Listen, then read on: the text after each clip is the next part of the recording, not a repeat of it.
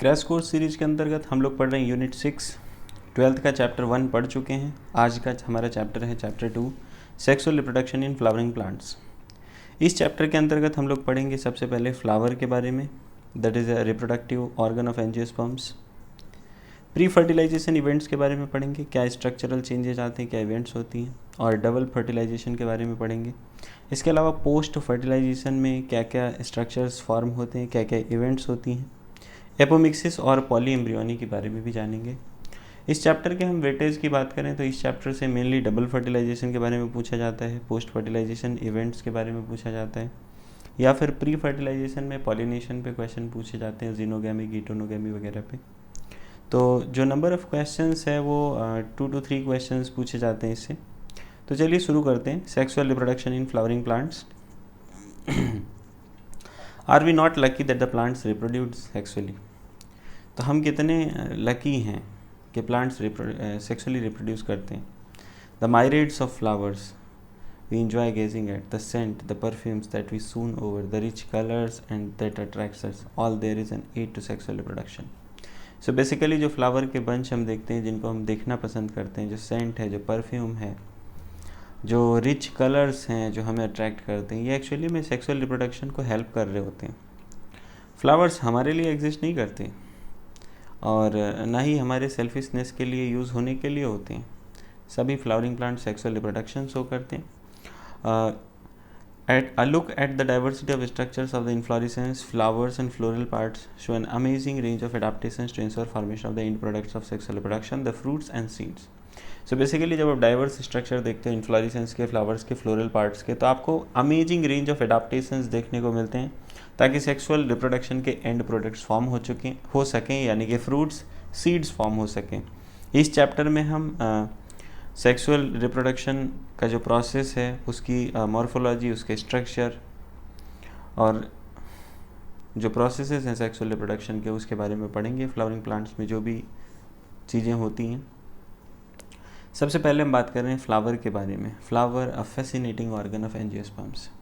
Human beings का एक बहुत ही इंटीमेट रिलेशनशिप रहा है फ्लावर्स के साथ सिंस टाइम इमेमोरियल, मतलब आदिकाल से फ्लावर्स के साथ रिलेशन चला आ रहा है। सो फ्लावर्स ऐसे ऑब्जेक्ट हैं जिनको हम एस्थेटिक, ऑर्नामेंटल, सोशल, रिलीजियस या कल्चरल वैल्यू पे मानते हैं, मतलब सुंदरता के लिए देखने में अच्छे लगते हैं। सोशल, रिलीजियस, कल्चरल वैल्यू है इनकी, और इम्पॉर्टेंट ह्यूमन फीलिंग्स को कन्वे करने के लिए हमने इनको सिम्बल्स के रूप में इस्तेमाल किया है, जैसे love, affection, happiness, grief, morning. तो ऐसे बहुत सारे फ्लावर हैं जिनकी बहुत ज़्यादा ऑर्नामेंटल वैल्यू है। यहाँ पे लिस्ट 5 फ्लावर्स के बारे में बात करी।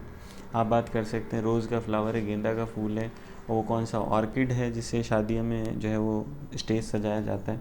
तो ऐसे बहुत सारे फ्लावर हैं जिनकी आप लिस्ट बना सकते हो। आगे देखते हैं, एक डायग्रामेटिक रिप्रेजेंटेशन है एलएस ऑफ अ फ्लावर। तो इसमें देख सकते हैं कौन कौन से स्ट्रक्चर दिखाई देते हैं। सबसे जो कलरफुल प्रोमिनेंट स्ट्रक्चर है उसकी बात करें, दैट इज़ पेटल। नीचे की साइड से स्टार्ट करें, सबसे पहले green part of the flower, that is sepal leaf like structures होते हैं। ये फ्लावर को बड स्टेज में प्रोटेक्ट करने का काम करते हैं। वो किसको इनक्लोज करते हैं? ओवरी को इनक्लोज करते हैं बेसिकली। फिर कलर्ड पार्ट हो गया पेटल। पेटल के अंदर जब हम देखते हैं तो हमें दिखाई देते हैं एंथर्स। तो स्टेमेंस कह लीजिए, स्टेमेंस में फिलामेंट होता है, एंथर होता है। फिर दिखाई देता है पिस्टिल, पिस्टिल में स्टिग्मा, स्टाइल एंड ओवरी होता है। सो एक टिपिकल रिप्रेजेंटेशन है फ्लावर का, जिसमें जो स्टेमन है वो मेल सेक्स ऑर्गन होता है और जो पिस्टिल या कार्पेल है ये फीमेल सेक्स ऑर्गन होता है। फीमेल सेक्स ऑर्गन के पार्ट्स हो गए stigma, style and ovary. Male sex organ में हो गया एंथर एंड फिलामेंट।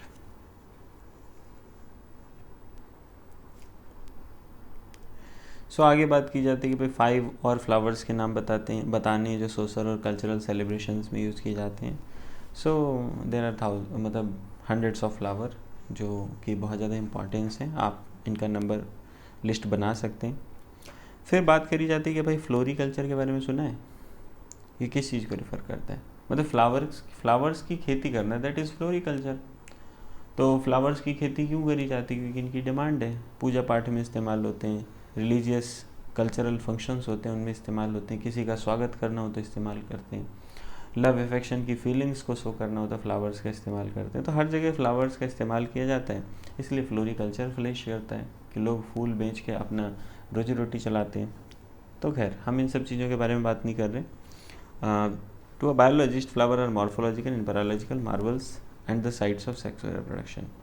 तो हम बायोलॉजी की तरफ देखते हैं कि भाई फ्लावर्स क्या हैं, ये मॉर्फोलॉजिकल और एम्ब्रायोलॉजिकल मार्वल्स हैं और ये साइट हैं सेक्सुअल रिप्रोडक्शन की। 11th क्लास में हम लोगों ने various parts of the flower के बारे में पढ़ा। फिगर 2.1 में हम लोगों ने टिपिकल फ्लावर के पार्ट्स के बारे में देखा। तो 2 पार्ट्स ऑफ फ्लावर जिनमें मोस्ट इंपॉर्टेंट यूनिट्स हैं सेक्सुअल रिप्रोडक्शन के डेवलप करते हैं। तो बेसिकली मैंने आपको पहले ही बताया, male sex organ stamen, female sex organ pistil. जो मेल सेक्स ऑर्गन है उसके 2 पार्ट हैं, anther and filament. Female sex organ में मैंने आपको 3 पार्ट्स बताए, स्टिग्मा, स्टाइल एंड ओवरी। सो अब हम लोग बात करते हैं प्री फर्टिलाइजेशन स्ट्रक्चर्स कौन कौन से होते हैं और क्या क्या इवेंट्स होते हैं प्री फर्टिलाइजेशन में। सो जो एक्चुअल फ्लावर है वो प्लांट में एक्चुअल फ्लावर दिखता है उससे काफ़ी पहले प्लांट में फ्लावरिंग होने वाली है, इस चीज़ का डिसीजन बहुत पहले लिया जा चुका होता है। बहुत सारे हार्मोन्स, बहुत सारे स्ट्रक्चरल चेंजेस इनिशिएट हो जाते हैं जो डिफरेंशिएशन कॉज कराते हैं, जो फर्दर डेवलपमेंट कराते हैं फ्लोरल प्राइमोर्डियम का, और इन्फ्लोरेसेंस फॉर्म होते हैं फ्लोरल बर्ड्स में। फिर फ्लावर्स आते हैं, फ्लावर में मेल और फीमेल रिप्रोडक्टिव स्ट्रक्चर्स का डेवलपमेंट होता है, that is androecium and gynoecium. ये डिफरेंशिएट करते हैं, ये डेवलप करते हैं। सो एंड्रोसियम क्या होता है? एंड्रोसियम होता है वर्ल्ड ऑफ स्टेमेंस जो कि मेल रिप्रोडक्टिव ऑर्गन को रिप्रेजेंट करता है। गाइनीशियम रिप्रेजेंट करता है फीमेल रिप्रोडक्टिव ऑर्गन को। सो आगे बात करते हैं स्टेमन, माइक्रोस्पोरेंजियम, पॉलन ग्रेन क्या क्या है ये। सो जैसे कि आप यहाँ पे डायग्राम में देख सकते हैं, ओके, फिगर 2.2a। यहाँ पे टिपिकल स्टेमन के 2 पार्ट्स दिखाए गए, वन इज़ फिलामेंट और stock and next part is anther, और फिर एंथर का जो है वो एक सेक्शन यहाँ पे शो किया गया है। क्लियर? सो यहाँ पे हम लोग बात कर सकते हैं क्या क्या स्ट्रक्चर्स हैं। एक लॉन्ग सिलेंडर स्टाक है जिसको क्या बोलते हैं? फिलामेंट। फिर एक टर्मिनल जनरली बाइलोब्ड स्ट्रक्चर है जिसको बोला जाता है एंथर। प्रॉक्सिमल एंड जो फिलामेंट का होता है वो थैलेमस से अटैच होता है या फ्लावर के पेटल से अटैच होता है। तो वो आपने पढ़ा हुआ है, फ्लावर के पेटल से अटैच होगा, दैट इज़ एपिपेटलस कंडीशन देखने को मिलती है। और अगर फिर थैलेमस से अटैच होगा तो वो ट्रू स्टेमन है, कोई उसमें एपिपेटलस कंडीशन नहीं है। स्टेमन का जो नंबर है, जो लेंथ है, वो वेरिएबल होती है अलग अलग टाइप के फ्लावर्स में। अगर आप 10 फ्लावर्स का स्टेमन कलेक्ट करो और हर एक जो है वो इस अलग अलग स्पीसीज़ हो, फिर आप उनको अरेंज करो एक स्लाइड पे, एक पेपर पे या ग्लास पे, कहीं भी उनको रखो, तो आपको एक चीज़ देखने को मिलेगी, उनमें बहुत तरह का वेरिएशन देखने को मिलेगा साइज में और उनके नेचर में। अगर आप केयरफुल ऑब्जर्वेशन करो हर एक स्टेमन का कि उनको हमें डिसेक्ट किया और डिसेक्टिंग माइक्रोस्कोप में हमने उनको देखा और फिर उनका नीट डायग्राम बनाया, तो इससे हमें उनके जो डिफरेंट शेप्स हैं उसको इल्यूसिडेट करने में, उसको क्लियर कट स्टडी करने में हेल्प होगी।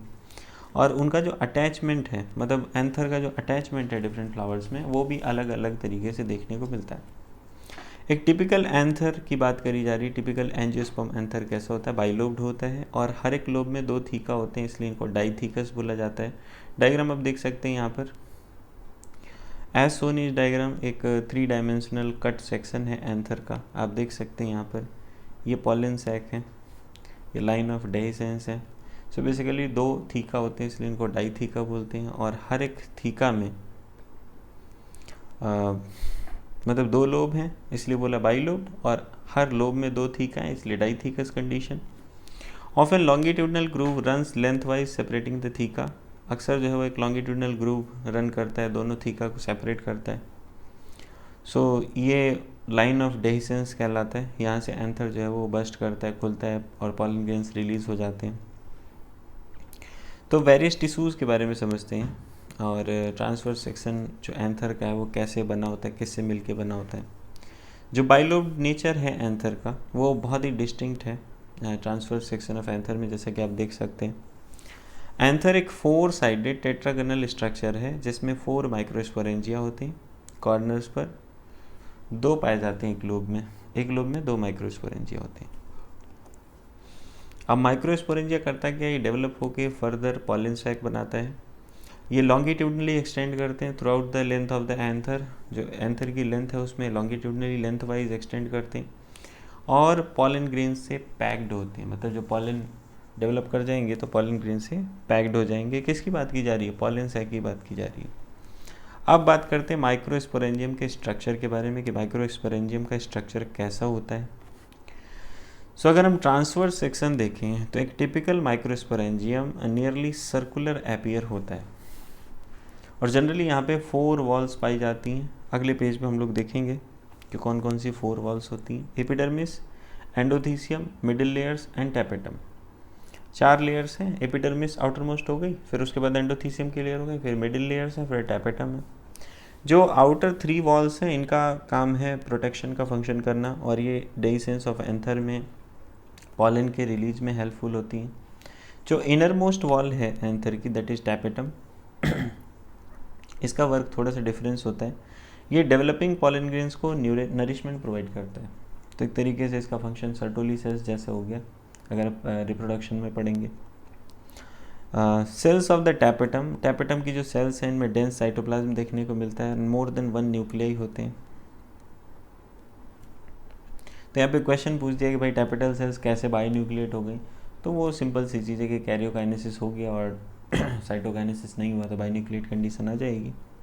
जब एंथर यंग होता है तो एक ग्रुप पाया जाता है कंपैक्टली अरेंज होमोजीनियस सेल्स का, जिसको बोलते हैं स्पोरोजिनस टिश्यू, जो कि हर एक जो माइक्रोस्पोरेंजियम उसके सेंटर को ऑक्यूपाई करता है। अब बात करते हैं माइक्रोस्पोरोजेनेसिस के बारे में कि जैसे जैसे एंथर डेवलप करता है, जो स्पोरोजिनस टिश्यू की सेल्स हैं वहाँ पर मियोटिक डिवीजन्स होता है और माइक्रोस्पोर टेट्राड का फॉर्मेशन होता है। और आगे पूछा गया कि भाई टेट्राड की सेल्स होती हैं उनकी प्लॉइडी क्या होगी, तो बेसिकली जब 2n से हम चले थे तो मियोसिस के बाद हैप्लॉइड सेल्स का फॉर्मेशन होगा। क्लियर हुआ कि 2n से स्टार्ट हुआ था, 2n में हो गई मियोसिस, तो मियोसिस के बाद क्या होगा? हैप्लॉइड सेल्स का फॉर्मेशन होगा। So as you can see diagram A में ट्रांसवर्स सेक्शन दिखाया गया यंग एंथर का, फिर साइड में इसी का एनलार्ज्ड व्यू है, तो आप ये देख सकते हैं यहाँ पे कौन कौन सी लेयर हैं। सबसे बाहर की तरफ है एपिडर्मिस, फिर एंडोथीसियम की लेयर है, फिर कुछ मिडिल लेयर्स हैं, उसके बाद टैपेटम की लेयर है, टैपेटम के अंदर स्पोरोजिनस टिश्यू है, और फिर कुछ कनेक्टिव टिश्यू प्रेजेंट है बीच में। सो इन्हीं का इनलार्ज व्यू देखते हैं। सबसे बाहर की तरफ एपिडर्मिस, एपिडर्मिस के बाद जो है एंडोथीसियम की लेयर है, फिर मिडिल लेयर्स हैं, फिर माइक्रोस्पोर मदर सेल्स हैं, और उन्हीं को सराउंड करती हुई टैपेटम जो न्यूट्रिशन प्रोवाइड करती है डेवलपिंग पॉलन ग्रेन्स को। एंड लास्ट जो डायग्राम शो किया है दैट इज़ एक मैच्योर्ड डेhiscence एंथर का है, जिसमें आप देख सकते हैं जो एंथर में पॉलन ग्रेन्स देखने को मिल रहे हैं, पॉलन ग्रेन्स रिलीज होने के लिए रेडी हैं। So as each of the cell of sporogenous tissue is capable of giving rise to microspore tetrad, चूँकि स्पोरोजिनस टिश्यू की हर एक सेल माइक्रोस्पोर टेट्राड बना सकती है, तो हर एक सेल एक पोटेंशियल पॉलन है, एक माइक्रोस्पोर मदर सेल है, या पॉलन या माइक्रोस्पोर मदर सेल है। पॉलन मदर सेल भी कह सकते हैं या फिर माइक्रोस्पोर मदर सेल कह सकते हैं। ये जो प्रोसेस है माइक्रोस्पोर्स के फॉर्मेशन का, पॉलन मदर सेल से माइक्रोस्पोर्स के फॉर्मेशन का जो प्रोसेस है मियोसिस के द्वारा, इसको बोलते हैं माइक्रोस्पोरोजेनेसिस। माइक्रोस्पोर्स जैसे कि वो फॉर्म होते हैं तो क्लस्टर ऑफ 4 सेल्स में अरेंज होते हैं, इसको बोला जाता है माइक्रोस्पोर टेट्राड। डायग्राम आप देख चुके हैं 22.3 का ए डायग्राम, जो पहला हमने आपको शो किया। As the anthers mature and dehydrate, जैसे जैसे एंथर मैच्योर होते हैं, डिहाइड्रेट होते हैं, जो माइक्रोस्पोर्स हैं ये डिसोसिएट हो जाते हैं एक दूसरे से और डेवलप कर जाते हैं, पॉलन ग्रेन्स के रूप में डेवलप कर जाते हैं। हर एक माइक्रोस्पोरेंजियम में सेवरल थाउजेंड माइक्रोस्पोर या फिर पॉलन ग्रेन्स फॉर्म होते हैं, और फिर ये फाइनली रिलीज हो जाते हैं जब डेhiscence ऑफ एंथर होता है। पॉलन ग्रेन के बारे में बात की जा रही है। पॉलन ग्रेन क्या होता है? ये मेल गेमेटोफाइट्स को रिप्रेजेंट करता है, और कभी आपने अगर हिबिस्कस के एंथर को टच किया हो या किसी दूसरे फ्लावर को, तो आपको yellowish powdery pollen grains fingers पे लग जाते हैं। अब इनको अगर हम इन ग्रेन्स को ड्रॉप ऑफ वाटर में जो है वो ड्रॉप ऑफ वाटर पे स्प्रेड करें, स्प्रिंकल करें, और फिर ग्लास साइड पे इसको देखें, मतलब माइक्रोस्कोप में या लेंस में, सो आपको बहुत तरह के जो अमेजिंग आर्किटेक्चर देखने को मिलेगा, साइज़ में, शेप में, कलर में, डिज़ाइंस में। तो पॉलन ग्रेन्स के जो डिफरेंट स्पीसीज़ हैं वहाँ पे अलग अलग डिज़ाइन देखने को मिलता है। ये इलेक्ट्रॉन माइक्रोग्राफ शो किया गया है यहाँ पे कुछ पॉलन ग्रेन्स का। आप देख सकते हैं डिफरेंट टाइप का जो है वो एक्सटर्नल स्ट्रक्चर या मॉर्फोलॉजी देखने को मिलती है। डिफरेंट साइज़ है, डिफरेंट शेप है, डिफरेंट कलर है, डिफरेंट डिज़ाइन है। आगे बात की जा रही, pollen grains generally spherical structures होते हैं। इनका साइज़ कितना होता है? 25 to 50 माइक्रोमीटर्स डायमीटर में होते हैं। 2 लेयर्ड वॉल होती है। हार्ड आउटर लेयर को बोलते हैं एक्साइन, और ये बनी होती है स्पोरोपोलिनिन से, जो कि मोस्ट रेजिस्टेंट ऑर्गेनिक मटेरियल है, अब तक का जाना जाने वाला सबसे ज़्यादा रेजिस्टेंट ऑर्गेनिक मटेरियल है। इट कैन विदस्टैंड टेम्परेचर्स, या हाई टेम्परेचर्स को विदस्टैंड कर सकता है, स्ट्रॉन्ग एसिड और अल्कली को भी बर्दाश्त कर सकता है। ऐसा कोई एंजाइम बना ही नहीं जो स्पोरोपोलिनिन को डाइजेस्ट कर सके। पॉलन ग्रेन की जो एक्साइन है वहाँ पर प्रोमिनेंट एपर्चर्स होते हैं जिनको बोलते हैं जर्म पोर्स, जहाँ पर स्पोरोपोलिनिन एब्सेंट होता है। सो पॉलन ग्रेन्स को वेल प्रिजर्व किया जा सकता है फॉसिल्स के रूप में, क्योंकि स्पोरोपोलिनिन की प्रेजेंस होती है यहाँ पर। अच्छा, जो बात हम कर रहे थे ना, यहाँ पे जर्म पोर्स जहाँ पर स्पोरोपोलिनिन एब्सेंट है, यहाँ से जो पॉलन ट्यूब है वो जर्मिनेट करता है, वो निकलता है। सो एक्साइन पर बहुत सारे डिफरेंट टाइप के पैटर्न्स और डिज़ाइंस देखने को मिलते हैं। सो यहाँ पे बात की गई भाई जर्म पोर का फंक्शन क्या होता है। तो जर्म पोर का फंक्शन होता है वहाँ से पॉलन ट्यूब निकलता है। जो इनर वॉल है पॉलन ग्रेन की उसको बोलते हैं एंटाइन। ये थिन होती है, कंटिन्यूस लेयर है, सेलुलोज और पैक्टिन की बनी होती है। जो पॉलन ग्रेन का साइटोप्लाज्म है ये प्लाज्मा मेम्ब्रेन से सराउंडेड होता है।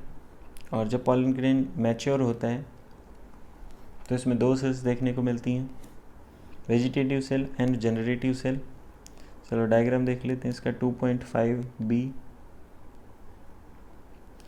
सो ये डायग्राम देखने को मिल रहे हैं यहाँ पर, एक वेजिटेटिव सेल, एक जनरेटिव सेल है। जो वेजिटेटिव सेल बड़ी होती है और इसमें एबंडेंट फूड रिजर्व होता है और लार्ज होती है, रेगुलर शेप का न्यूक्लियस होता है इसमें। जनरेटिव सेल की बात करें तो जनरेटिव सेल स्मॉल होती है और वेजिटेटिव सेल के साइटोप्लाज्म में फ्लोट करती है। ये स्पिंडल शेप की होती है, डेंस साइटोप्लाज्म होता है और न्यूक्लियस होता है। 60% एंजियोस्पर्म्स में जो पॉलन ग्रेन्स हैं वो 2 सेल्ड स्टेज पे साइड होते हैं, मतलब उनमें एक वेजिटेटिव सेल होती है, एक जनरेटिव न्यूक्लियस होता है, जनरेटिव सेल होती है। रिमेनिंग स्पीसीज यानी कि 40% की हम बात करें, 40% में जो जनरेटिव सेल है माइटोटिकली डिवाइड कर जाती है और 2 मेल गैमेट्स बन जाते हैं पॉलन ग्रेन के शेड होने से पहले, that is 3 sailed stage. Pollen grains बहुत सारी स्पीसीज़ के बहुत सारी एलर्जीज़ भी कॉज करते हैं, ब्रोंकियल एफ्लिक्शंस कॉज करते हैं, मतलब ब्रोंकियल जो है वो डिस्टर्बेंस कॉज करते हैं कुछ लोगों में, जिसकी वजह से क्रॉनिक रेस्पिरेटरी डिसऑर्डर्स हो सकते हैं जैसे कि एज़मा, ब्रोंकाइटिस। यहाँ पे एक चीज़ मेंशन करना बहुत ज़रूरी है कि पार्थेनियम या फिर कैरेट ग्रास जो इंडिया में आ गया था बेसिकली इम्पोर्टेड वीट के साथ कंटामिनेंट के रूप में, जो वेस्ट मटेरियल था उसके रूप में, अनवांटेड पार्टिकल के रूप में। और इसके जो पॉलन हैं वो यूबिक्विटस इन अकरेंस, मतलब बहुत ज़्यादा पाए जाते हैं और ये पॉलन एलर्जी कॉज करते हैं। सो पॉलन ग्रेन्स के यूज़ के बारे में भी आगे बताया गया कि पॉलन ग्रेन्स जो है वो न्यूट्रिएंट रिच होते हैं। और आजकल तो फैशन बन गया है कि पॉलन टैबलेट्स को फूड सप्लीमेंट्स के रूप में लोग इस्तेमाल करते हैं। वेस्टर्न कंट्रीज़ में बहुत सारे पॉलन प्रोडक्ट जो है वो टैबलेट की फॉर्म में, सिरप के फॉर्म में यूज़ किए जाते हैं और मार्केट में अवेलेबल हैं। पॉलन कंजप्शन से ऐसा क्लेम किया गया कि एथलीट्स की परफॉर्मेंस इंप्रूव हो जाती है, रेस हॉर्सेस की परफॉर्मेंस जो है वो इम्प्रूव हो जाती है। So as you can see यहाँ पर कुछ पॉलन प्रोडक्ट्स को शो किया गया है। बी पॉलन है, बी पॉलन की टैबलेट्स बिकती हैं, 30 टैबलेट्स का एक यहाँ पे एग्जाम्पल दिखाया गया। इधर पॉलन एक्सट्रैक्ट का जो है वो क्या है, ये सिरप है, दूसरा एनर्जी शेक है, पॉलन बी क्रीम है। वाह, डिफरेंट पॉलन प्रोडक्ट्स जो है वो देखने को मिलते हैं। आगे बात करी जाती है जब पॉलन शेड करते हैं तो ये जो पॉलन ग्रेन है वो स्टिग्मा पर लैंड करते हैं। इससे पहले कि वो अपनी वायबिलिटी लूज़ करें, फर्टिलाइजेशन करना है तो वायबिलिटी लूज़ करने से पहले स्टिग्मा पे लैंड करना पड़ेगा। अब पॉलन ग्रेन्स की जो वायबिलिटी है वो कितने दिनों तक रहती है? The period for which pollen grain remain viable is highly variable. अब पॉलन ग्रेन कब तक वायबल रहेगा, ये बहुत ही वेरिएबल टाइम पीरियड है। कभी कभी ये जो है टेम्परेचर और ह्यूमिडिटी पे भी डिपेंड करता है। कुछ सीरियल्स में जैसे कि राइस, व्हीट, पॉलन ग्रेन्स जो है वो 30 मिनट्स के अंदर वाइबिलिटी लूज़ कर देते हैं, एक बार रिलीज़ हो जाते हैं। तो कुछ मेंबर्स हैं रोजेसी, लेगुमिनेसी और सोलेनेसी फैमिली के, इनकी वाइबिलिटी मंथ्स तक रहती है। तो आपने सुना होगा ना, सीमेन को स्टोर किया जाता है, स्पर्म को स्टोर किया जाता है एनिमल्स में, ह्यूमंस में भी स्टोर कर सकते हैं आर्टिफिशियल इंसेमिनेशन के लिए। तो ये भी पॉसिबल है कि डिफरेंट स्पीसीज़ के, लार्ज नंबर ऑफ स्पीसीज़ के पॉलेंस को लिक्विड नाइट्रोजन में 196 डिग्री पर, -196 डिग्री सेंटीग्रेड पर इनको स्टोर किया जा सकता है, और स्टोर्ड पॉलन को पॉलन बैंक्स के रूप में, सीड बैंक्स के सिमिलर पॉलन बैंक्स को पॉलन बैंक के रूप में यूज़ किया जा सकता है क्रॉप ब्रीडिंग प्रोग्राम में। अब बात करते हैं पिस्टिल, मेगास्पोरेंजियम, एम्ब्रियोसैक के बारे में, मतलब फीमेल सेक्स ऑर्गन के बारे में बात कर रहे हैं। गाइनीशियम रिप्रेजेंट करता है female reproductive part of flower को। गाइनीशियम में होता है एक सिंगल पिस्टिल यानी कि मोनोकार्पेलरी, एक से ज़्यादा पिस्टिल मल्टीकार्पेलरी। जब एक से ज़्यादा होते हैं तो ये फ्यूज्ड हो सकते हैं सिंकार्पस, फ्री हो सकते हैं एपोकार्पस। हर एक पिस्टिल में 3 पार्ट होते हैं, स्टिग्मा, स्टाइल, ओवरी। स्टिग्मा जो है वो लैंडिंग प्लेटफॉर्म होता है पॉलन ग्रेन्स के लिए। स्टाइल एक इलोंगेटेड स्लेंडर पार्ट है स्टिग्मा के नीचे जो इसको ऊपर पहुंचाता है ताकि पॉलन ग्रेन्स के लिए रिसेप्टिविटी जो है वो आसानी से हो सके। दूसरी चीज़, एंथर और स्टिग्मा की जो हाइट है वो कभी कभी डिफरेंस होती है ताकि क्रॉस पॉलिनेशन को प्रमोट किया जा सके। जो बेसल बज्ड पार्ट है पिस्टिल का उसको बोलते हैं ओवरी। ओवरी के अंदर ovarian cavity that is locule होता है। प्लेसेंटा लोकेटेड होता है ओवरियन कैविटी में। और डिफरेंट टाइप के प्लेसेंटेशन हम लोगों ने पढ़े थे ना मॉर्फोलॉजी वाले चैप्टर में, मॉर्फोलॉजी में पढ़े थे, एनाटॉमी में पढ़े थे, किसी में पढ़े थे फिलहाल। सो वहाँ से आप प्लेसेंटेशन को ध्यान कर सकते हैं कि कैसे कैसे डिफरेंट जो ओव्यूल्स थे वो अटैच थे। यहाँ पे आप डायग्राम देख सकते हैं पिस्टिल को शो किया है फर्स्ट डायग्राम में। थैलेमस है सबसे नीचे, फिर ओवरी है, फिर स्टाइल है, फिर स्टिग्मा है। नेक्स्ट मल्टीकार्पेलरी सिंकार्पस पिस्टिल दिखाया गया पेपेवर सेमनीफेरम का। सो ये स्टिग्मा है। सिंकार्पस मतलब ओवरी फ्यूज्ड है इसमें। नेक्स्ट एक मल्टीकार्पेलरी एपोकार्पस गाइनीशियम दिखाया है मिशेलिया का। फिर एक डायग्रामेटिक रिप्रेजेंटेशन है टिपिकल एनाट्रोपस ओव्यूल का। इसमें एक चैलाजल पोल होता है और एक साइड जिस साइड माइक्रोपाइल होता है उसको माइक्रोपाइलर पोल बोलते हैं। फिर बाहर से स्टार्ट करें तो सबसे पहले आउटर इंटेगुमेंट, फिर इनर इंटेगुमेंट, फिर न्यूसेलस, फिर एम्ब्रियोसैक। तो ये तो प्रोटेक्टिव कवरिंग होती है, फिर न्यूसेलस होता है, फिर एम्ब्रियोसैक होता है। जिससे अटैच होता है उसको बोलते हैं फ्यूनिकल। प्लेसेंटा से अटैच होता है, जहाँ पे अटैच होता है उसको बोलते हैं हाइलम। तो क्लास 11th में हम लोगों ने क्या क्या पढ़ा था वो प्लेसेंटेशन के बारे में आगे बात करते हैं। प्लेसेंटा से अराइज करते हैं माइक्रोस्पोरेंजिया, कॉमनली इनको ओव्यूल बोलते हैं। नंबर ऑफ ओव्यूल्स जो ओवरी में है एक हो सकता है, जैसा कि वीट, पैडी और मैंगो में होता है। बहुत सारे हो सकते हैं, पपाया, वाटरमेलन और ऑर्किड्स में। अब बात कर रहे हैं द मेगास्पोरेंजियम के बारे में। सो टिपिकल एंजियोस्पर्म ओव्यूल ऊपर देख लिया हमने डायग्राम में। ओव्यूल कैसा होता है? ओव्यूल स्मॉल स्ट्रक्चर है जो कि प्लेसेंटा से अटैच होता है एक स्टार्क से जिसको बोलते हैं फ्यूनिकल। जो बॉडी है ओव्यूल का वो फ्यूनिकल के साथ फ्यूज़ कर जाता है हाइलम वाले रीजन पे, और हाइलम जंक्शन होता है ओव्यूल और फ्यूनिकल के बीच में। हर एक ओव्यूल में एक या दो प्रोटेक्टिव इन्वेलप होते हैं जिनको बोलते हैं इंटेगुमेंट्स। इंटेगुमेंट्स जो है वो न्यूसेलस को इंसर्कल करते हैं, एक टिप की तरफ जो है इंसर्कल नहीं करते हैं जहाँ पे स्मॉल ओपनिंग होती है जिसको बोलते हैं माइक्रोपाइल। माइक्रोपाइल के ठीक अपोजिट चलाजा होता है, ये रिप्रेजेंट करता है बेसल पार्ट ऑफ ओव्यूल को। अब इंटेगुमेंट्स के बाद मास ऑफ सेल्स होता है जिनको बोला जाता है न्यूसेलस। न्यूसेलस की जो सेल्स है वहाँ पे एबंडेंट रिजर्व फूड मटेरियल होता है, और न्यूक्लियस के नीचे या न्यूक्लियस के अंदर पाया जाता है एम्ब्रियोसैक या female gametophyte. Ovule generally ovule में एक सिंगल एम्ब्रियोसैक ही होता है जो कि मेगास्पोर से फॉर्म होता है। अब बात की जा रही है मेगास्पोरोजेनेसिस की, मेगास्पोर का फॉर्मेशन कैसे होता है। The process of formation of megaspore from megaspore mother is called megasporogenesis. Megaspore mother cell से मेगास्पोर के फॉर्मेशन के प्रोसेस को मेगास्पोरोजेनेसिस कहते हैं। ओव्यूल जनरली डिफरेंशिएट होते हैं सिंगल मेगास्पोर मदर सेल से माइक्रोपाइलर रीजन में। चलो डायग्राम भी देखेंगे अभी ऑफ द न्यूसेलस। ये एक लार्ज सेल होती है जिसमें डेंस साइटोप्लाज्म होता है, मतलब प्रोमिनेंट न्यूक्लियस होता है, डेंस साइटोप्लाज्म होता है। एमएमसी मेगास्पोर मदर सेल में मेयोटिक डिवीजन होता है। सो इम्पॉर्टेंस क्या है कि एमएमसी में मेयोसिस हो रही है? इम्पॉर्टेंस ये है कि हैप्लॉइड सेल का फॉर्मेशन करना है।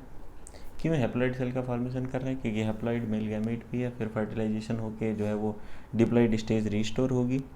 तो मेयोसिस की वजह से 4 मेगास्पोर्स का फॉर्मेशन होता है। अब फीमेल गैमेटोफाइट की बात करेंगे। मेजॉरिटी ऑफ फ्लावरिंग प्लांट्स में क्या होता है कि मेगास्पोर्स जो 4 बने उनमें से एक ही फंक्शनल होता है, जबकि 3 डिजेनरेट कर जाते हैं। एक फंक्शनल मेगास्पोर जो है वो फीमेल गैमेटोफाइट या एम्ब्रियो सैक बनाता है। ये जो मेथड है एम्ब्रियो सैक फॉर्मेशन का सिंगल मेगास्पोर से, इसको बोलते हैं मोनोस्पोरिक डेवलपमेंट। तो प्लॉइडी क्या होगी? सेल्स की, न्यूसेलस की, एमएमसी की, फंक्शनल मेगास्पोर की, फीमेल गैमेटोफाइट की। न्यूसेलस की प्लॉइडी होगी 2n, एमएमसी की होगी 2n, फंक्शनल मेगास्पोर की n, फीमेल गैमेटोफाइट की हैप्लॉइड। आगे देखते हैं, अभी डायग्राम की बात कर लेते हैं तब तक।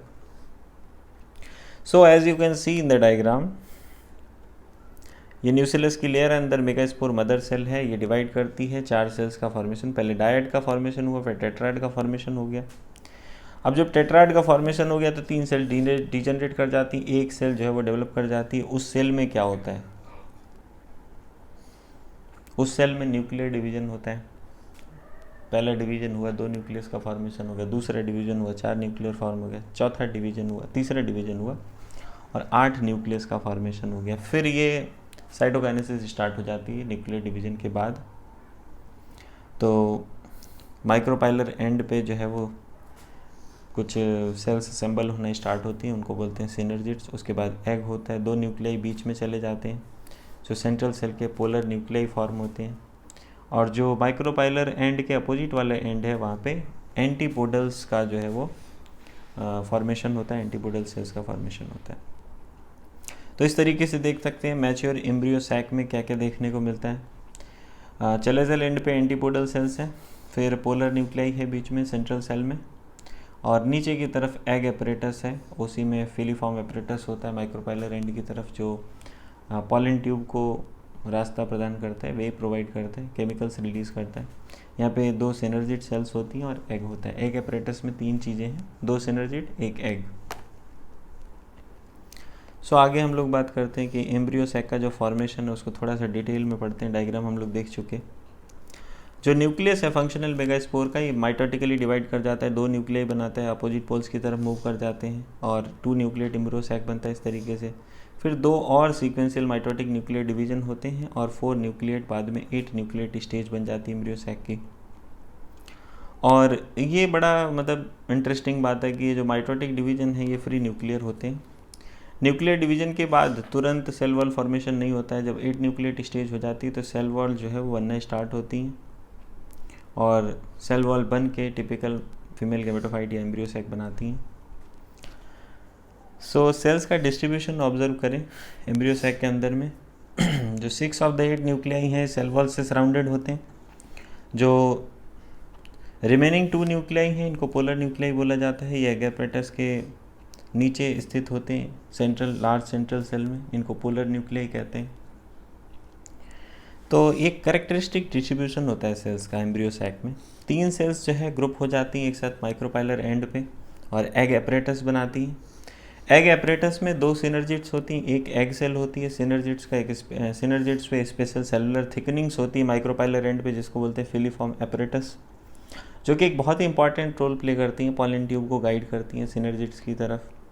3 सेल पाई जाती हैं सेलाजल एंड पे, इनको बोलते हैं एंटीपोडल्स। लार्ज सेंट्रल सेल, जैसा कि पहले मेंशन किया, इसमें 2 पोलर न्यूक्लियाई होते हैं। तो इस तरीके से टिपिकल एंजियोस्पर्म एम्ब्रियो सैक में मैच्योरिटी पर 8 न्यूक्लिएट और 7 सेल्ड स्टेज पाई जाती है। तो एक टिपिकल एंजियोस्पर्म एम्ब्रियो सैक जब मैच्योर होता है तो 8 न्यूक्लियस होते हैं उसमें और 7 सेल्स होती हैं, 8 न्यूक्लिएट 7 सेल्ड स्टेज। पॉलिनेशन। तो प्रीसीडिंग सेक्शंस में, पीछे वाले सेक्शंस में हमने पढ़ा कि मेल और फीमेल गैमेट्स का फॉर्मेशन कैसे होता है फ्लावरिंग प्लांट्स में। तो मेल और फीमेल गैमेट्स जो है वो पॉलन ग्रेन और एम्ब्रियो सैक में बनते हैं। तो दोनों टाइप के जो गैमेट्स हैं ये नॉन मोटाइल होते हैं, तो इनको फर्टिलाइजेशन होने के लिए मतलब पास लाना पड़ता है। तो ये कैसे होता है? तो इस मैकेनिज़्म को बोलते हैं पॉलिनेशन। पॉलिनेशन वो मैकेनिज़्म है जिससे ये ऑब्जेक्टिव पूरा होता है। ट्रांसफ़र ऑफ पॉलन ग्रेन का जो ट्रांसफ़र होता है, जो एंथर से शेड होते हैं स्टिग्मा तक, जो कि पिस्टिल का पार्ट है, इसी को पॉलिनेशन बोला जाता है। सो फ्लावरिंग प्लांट्स में एक अमेजिंग एडाप्टेशंस देखने को मिलते हैं पॉलिनेशन को अचीव करने के लिए। एक्सटर्नल एजेंट्स का उपयोग कर सकते हैं पॉलिनेशन करने के लिए। सो काइंड्स ऑफ पॉलिनेशन के बारे में बात करते हैं। डिपेंड करता है सोर्स ऑफ पॉलिन पे, और पॉलिनेशन जो है वो 3 टाइप का होता है। सोर्स ऑफ पॉलिन पे डिपेंड करता है। बेसिकली पॉलिनेशन 3 टाइप का। First, autogamy. इस टाइप का जो पॉलिनेशन है इसमें सेम फ्लावर में होता है, within same flower. Transfer of pollen grains from anther to the stigma of the same flower. एक ही फ्लावर के एंथर से स्टिग्मा पे जो है पॉलिन का ट्रांसफ़र हो रहा होता है। तो एक नॉर्मल फ्लावर जो ओपन करता है, जिसमें एंथर और स्टिग्मा एक्सपोज्ड होते हैं, कंप्लीट ऑटोगेमी रेयर होता है। ऑटोगेमी ऐसे फ्लावर्स में जो है वो सिंक्रोनी होनी चाहिए पॉलन रिलीज और स्टिग्मा रिसेप्टिविटी में, लेकिन दोनों एक साथ होंगे तभी होगा, वरना नहीं होगा। एक चीज़ और, कि एंथर और स्टिग्मा पास पास होने चाहिए सेल्फ पॉलिनेशन होने के लिए। ठीक, सेल्फ पॉलिनेशन होने के लिए नेक्स्ट चीज़ क्या है कि पास पास होने चाहिए। कुछ प्लांट्स हैं जैसे वायोला, कॉमन पेंसी, ऑक्जेलिस, कमेलिना, इसमें 2 टाइप के फ्लावर होते हैं। कैस्मोगेमस फ्लावर, चेस्मोगेमस फ्लावर क्या होते हैं, ये दूसरी स्पीसीज़ के फ्लावर्स के जैसे ही होते हैं, एक्सपोज्ड एंथर होते हैं, स्टिग्मा होते हैं। दूसरे क्लिस्टोगेमस फ्लावर, ऐसे फ्लावर जो कभी खुलते ही नहीं हैं। ऐसे flower, such flowers that do not open at all. ऐसे फ्लावर्स में क्या होता है, एंथर और स्टिग्मा जो है वो एक दूसरे के पास में होते हैं। जब एंथर डाइसेस करता है फ्लावर बर्ड्स में तो पॉलन ग्रेन जल्दी से कांटेक्ट में आ जाता है स्टिग्मा पे और पॉलिनेशन हो जाता है। तो इस तरीके से जो क्लिस्टोगेमस फ्लावर हैं ये हमेशा ऑटोगेमस होते हैं। यहाँ क्रॉस पॉलिनेशन का कोई चांस ही नहीं है, क्रॉस पॉलिन जो है वो लैंड ही नहीं कर सकता स्टिग्मा पे। जो क्लिस्टोगेमस फ्लावर हैं तो ये एसेओड सीड सेट प्रोड्यूस करते हैं। पॉलिनेटर ना भी हो ना तो भी सीड प्रोड्यूस करेंगे ही करेंगे। अब बात की जाती है कि क्लिस्टोगेमी एडवांटेजियस है कि डिसएडवांटेजियस है। सो ये इनब्रीडिंग आउटब्रीडिंग में आप पढ़ते हो कि भाई इनब्रीडिंग होता है, इसमें सेम टाइप का जो है वो हो रहा है, तो सेल्फ पॉलिनेशन होता है। एडवांटेजियस भी है, डिसएडवांटेजियस भी है। एडवांटेजियस ऐसे है कि जो सीड का सेट है वो फॉर्म होगा ही होगा और जो कैरेक्टर्स हैं वो कंबाइन करेंगे। डिसएडवांटेजेस ऐसे है कि लॉन्ग टर्म में जो रेसेसिव कैरेक्टर्स हैं वो शो अप, वो एक्सपोज हो जाएंगे। नेक्स्ट हम लोग बात करते हैं गीटोनोगेमी के बारे में। गीटोनोगेमी का मतलब है transfer of pollen grains from anther to the stigma of another flower of same plant. वाह, कि प्लांट सेम रहेगा और फ्लावर अलग अलग होंगे। तो गीटोनोगेमी फंक्शनली क्रॉस पॉलिनेशन है जिसमें पॉलिनेटिंग एजेंट इन्वॉल्व होता है, लेकिन जेनेटिकली ऑटोगेमी के जैसा ही है क्योंकि पॉलन ग्रेन्स जो है वो सेम प्लांट के होते हैं। नेक्स्ट जो है वो है geitonogamy, transfer of pollen from anther to the stigma of different flower. अब ये जो है ये ट्रू क्रॉस पॉलिनेशन है। इसमें पॉलन ग्रेन जो एंथर से है वो दूसरे फ्लावर के स्टिग्मा पे ट्रांसफ़र होता है। ये अकेला ऐसा पॉलिनेशन है जहाँ पर पॉलिनेशन के दौरान जेनेटिकली डिफरेंट टाइप के पॉलन ग्रेन्स स्टिग्मा पे आते हैं। आगे हम बात करें एजेंट्स ऑफ पॉलिनेशन के बारे में कि कौन कौन से डिफरेंट एजेंट होते हैं पॉलिनेशन कराने के लिए। तो प्लांट्स दोनों तरह के एजेंट यूज़ करते हैं। Abiotic that is wind and water, one biotic animals agent pollination कराते हैं। मेजॉरिटी ऑफ प्लांट्स जो है बायोटिक एजेंट्स से पॉलिनेशन कराते हैं। कुछ स्मॉल प्रोपोर्शन है प्लांट्स का जो एबायोटिक एजेंट्स का उपयोग करता है। पॉलन ग्रेन्स जो स्टिग्मा के कांटेक्ट में आते हैं तो वहाँ पे चांस फैक्टर होता है विंड और वाटर के केस में।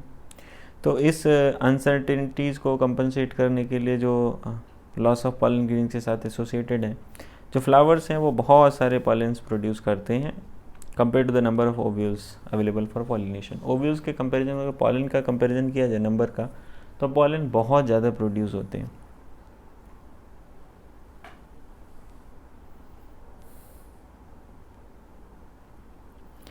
सो अगर हम एबायोटिक पॉलिनेशंस की बात करें तो इसमें पॉलिनेशन बाई विंड सबसे ज़्यादा कॉमन है। विंड पॉलिनेशन में क्या क्या होना चाहिए कि पॉलन ग्रेन्स हल्के हों, नॉन स्टिकी हों, ताकि विंड करेंट्स के द्वारा ट्रांसपोर्ट किए जा सकें, और वेल एक्सपोज्ड स्टेमेंस होने चाहिए ताकि पॉलन जो है वो आसानी से रिलीज्ड हो सकें और विंड करेंट्स के द्वारा डिस्पर्स किए जा सकें।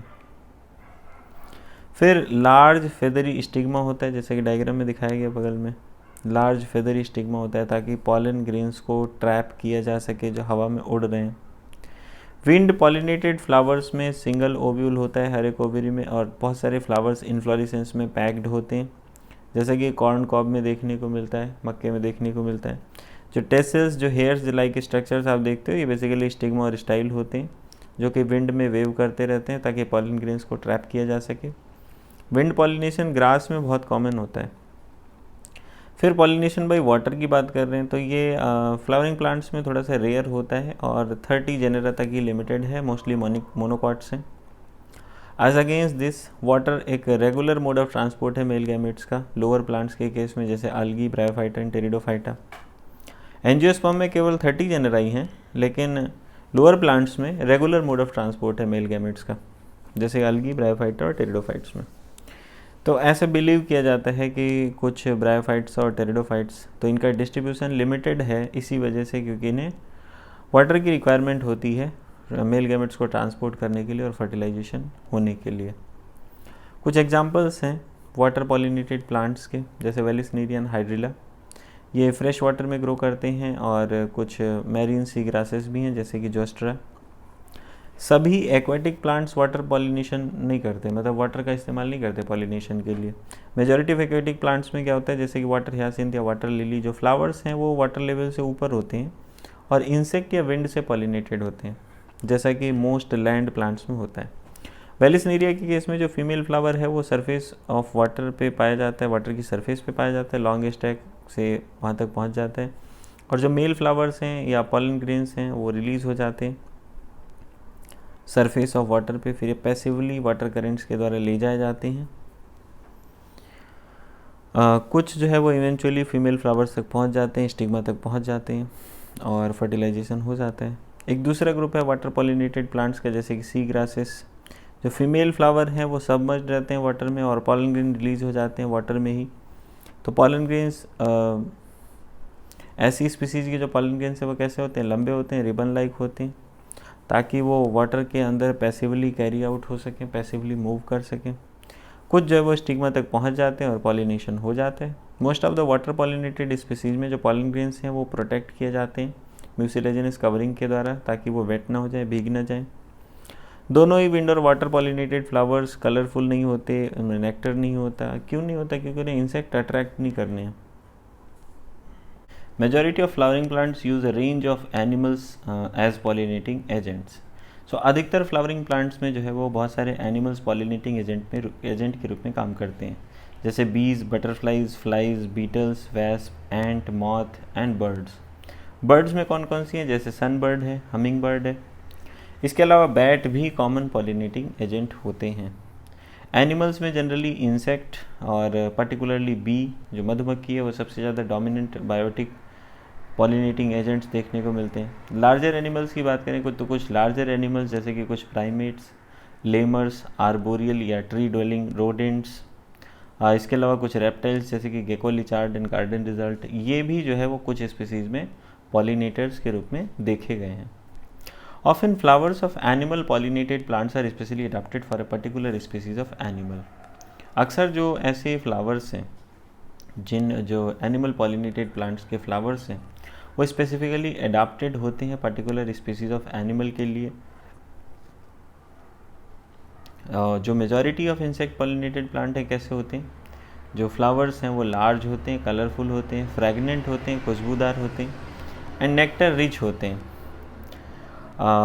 क्यों ऐसे क्यों होता है? लार्ज, बड़े इसलिए होते हैं ताकि इंसेक्ट को दिखाई दे, एनिमल को दिखाई दे। कलरफुल इसीलिए होते हैं। फ्रेगनेंट, उनमें जो है खुशबू होती है अलग तरह की, और नेक्टर होता है। नेक्टर एक्चुअली ये रिवार्ड होता है जो पॉलिनेटिंग एजेंट्स होते हैं उनके लिए। और जब फ्लावर्स स्मॉल होते हैं तो बहुत सारे फ्लावर एक साथ इन्फ्लोरेसेंस में इकट्ठे हो जाते हैं, ताकि वो कॉन्स्पीसीज का मतलब ताकि वो इजीली विजिबल हो जाए, आसानी से देखे जा सकें। Animals are attracted to flowers by colour और फ्रेगनेंस। अब जानवर कैसे अट्रैक्ट होता है फ्लावर्स की तरफ? कलर से होता है, फ्रेगनेंस से होता है, खुशबू से होता है। ऐसे फ्लावर जो फ्लाइज से या बीटल्स से पॉलिनेट होते हैं तो ये बदबू छोड़ते हैं ताकि इन इंसेक्ट्स को अट्रैक्ट किया जा सके। To sustain animal visits, animal visit होती रहें इसके लिए फ्लावर क्या करते हैं, इसके लिए फ्लावर रिवार्ड प्रोवाइड करते हैं। अब ये रिवार्ड क्या होते हैं? नेक्टर होता है, पॉलन ग्रेन्स होते हैं। ये यूजुअल फ्लोरल रिवार्ड्स होते हैं जो इंसेक्ट को मिलता है। फॉर हार्वेस्टिंग रिवार्ड्स, इन्हीं रिवार्ड्स को हार्वेस्ट करने के लिए जो एनिमल विजिटर है फ्लावर से इन रिवार्ड्स को हार्वेस्ट करने के लिए बार बार आता है। तो जब वो आता है तो एंथर के कांटेक्ट में आता है और स्टिग्मा के भी कांटेक्ट में आता है। जो एनिमल का बॉडी है उस पर जो है पॉलन ग्रेन्स की एक कोटिंग बन जाती है जो जनरली स्टिकी होते हैं। सो यहाँ से एक चीज़ क्लियर हो गई, विंड पॉलिनेटेड प्लांट्स में जो पॉलन है वो स्टिकी नहीं होते हैं। इंसेक्ट पॉलिनेटेड प्लांट के जो पॉलन है वो स्टिकी होते हैं। तो जनरली स्टिकी होते हैं एनिमल पॉलिनेटेड फ्लावर्स में, और वो जो बॉडी है एनिमल की उससे चिपक जाते हैं। When the animal carrying pollen on its body comes in contact with the stigma, जब ये स्टिग्मा के कंटैक्ट में आता है तो पॉलिनेशन हो जाता है। कुछ स्पीसीज़ में जो फ्लोरल रिवार्ड्स हैं ये एक तरीके से दूसरे तरह से मिलते हैं कि इंसेक्ट को सेफ प्लेस प्रोवाइड कर देते हैं एग ले करने के लिए। जैसे एग्जांपल है टालेस्ट फ्लावर का जो एमार्फोफेलस है। The flower itself is about 6 feet in height. Flower जो है वो 6 फीट का होता है। एमार्फोफेलस का फ्लावर टालेस्ट फ्लावर है। तो एक दूसरा रिलेशनशिप देखने को मिलता है स्पीसीज़ ऑफ मॉथ एंड याका प्लांट के बीच में। दोनों ही स्पीसीज़ जैसे कि मॉथ और जो प्लांट है ये अपनी लाइफ साइकिल को एक दूसरे के बिना कंप्लीट नहीं कर सकते। मॉथ क्या करता है, ये एग डिपॉजिट करता है लॉक्यूल ऑफ ओवरी में और फ्लावर में, और इसके बदले में मॉथ जो है वो पॉलिनेट कर देता है। तो मॉथ क्या करता है, फ्लावर के अंदर अपनी एग रखता है उसकी ओवरी में, और फूल क्या करता है, फूल जो है वो पॉलिनेट हो जाता है मॉथ से। तो दोनों का फ़ायदा हो गया। मॉथ का जो लार्वा है वो एग से बाहर आ जाता है जैसे जैसे सीड डेवलप करना स्टार्ट करते हैं। अब आगे कुछ कहानी दे रखी है। Why don't you observe some flowers of the following plants available to you, जैसे कोकुम्बर, मैंगो, पीपल, कोरिएंडर, इन सब के फ्लावर्स ऑब्जर्व करो। एक टाइप की एक्टिविटी है। पपाया, अनियन, लोबिया, कॉटन, टबैको, रोज़, लेमन, यूकेलिप्टस, बनाना। और फिर ट्राई टू फाइंड आउट, कोशिश करो इसमें जानने की कौन कौन से एनिमल इनको विजिट करते हैं और कौन पॉलिनेटर हो सकता है। जब आप पेशेंटली ऑब्ज़र्व करोगे फ्लावर्स को कुछ दिनों तक डिफरेंट टाइम्स ऑफ डे पे, तो आप ये भी देखने की कोशिश करो कि वहाँ जो है कोई कोरिलेशन है क्या कैरेक्टरिस्टिक ऑफ फ्लावर में एनिमल से। सो आपको केयरफुली जब ऑब्ज़र्व करोगे तो आपको कुछ चीज़ें समझ में आएंगी। अच्छा, एक चीज़ और भी ऑब्ज़र्व करनी है कि क्या विजिटर जो है वो एंथर के कांटेक्ट में आया, स्टिग्मा के कांटेक्ट में आया, क्या विजिटर्स पॉलिनेशन कर रहे हैं। बहुत सारे इंसेक्ट जो है वो पॉलन और नेक्टर को कंज्यूम करते हैं बिना पॉलिनेशन किए हुए।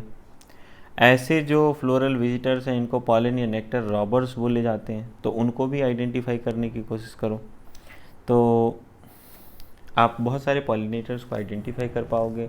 आप पॉलन और नेक्टर रॉबर्स को भी आइडेंटिफाई कर पाओगे। तो बेसिकली ये इतना बड़ा पैराग्राफ आपको इसलिए पढ़ाया गया है क्योंकि ये क्वेश्चन आ सकता है नेक्टर रॉबर्स या पॉलन रॉबर्स क्या होते हैं। ठीक है, बाकी तो ये एक एक्टिविटी है जिसको आपको करना है। आगे हम लोग बात करते हैं आउट ब्रीडिंग डिवाइसेस के बारे में कि majority of flowering plants hermaphrodite flower produce करते हैं, यानी कि बाइसेक्सुअल फ्लावर होते हैं जिसमें मेल और फीमेल सेक्स ऑर्गन एक में ही होते हैं।